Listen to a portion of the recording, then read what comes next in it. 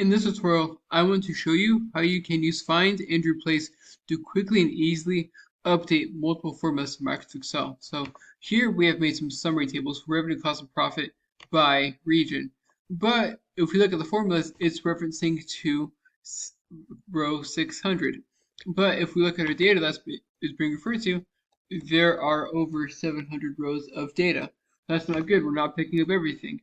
And we need to change all these formulas to be to 700 instead of 600.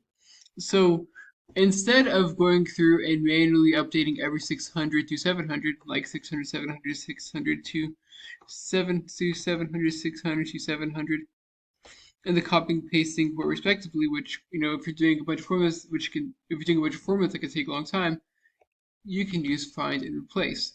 So to do this, first you want to highlight the data that you want to update the formula in. Then press Control H. So Control H, and we're going to bring up find and replace. And we want to find 600 and replace it with 700. Now, here's the next piece that you want to be careful in. So one, where do you want to search? Do you want to search within just a sheet that you're in, or do you want to search the entire workbook?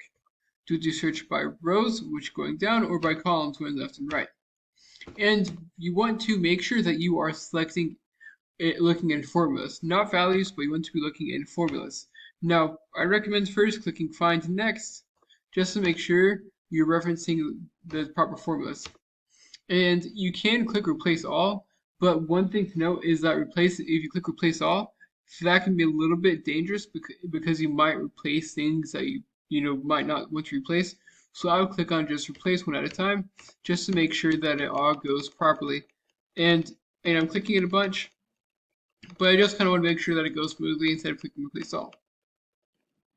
And now it says Microsoft Excel cannot find the match. Click OK. I click X. But if I go into every single formula, as you can see, it's referencing 700 instead of the 600 that it was being referred to, which can save a whole bunch of time, which is a couple things. One, that saves tons of time, right? Updating these formulas took maybe 30 seconds versus 5 or 10, 15 minutes, right? And another thing too is it can make it, to where you're a little more careful in a sense that like, preventing typos and whatnot. And you don't want to accidentally have like one formula referencing column H and one formula like referencing column I. That can create some issues. So I hope you found this tutorial to be helpful. If you did, like, subscribe, comment. Thank you for watching. Have a great day.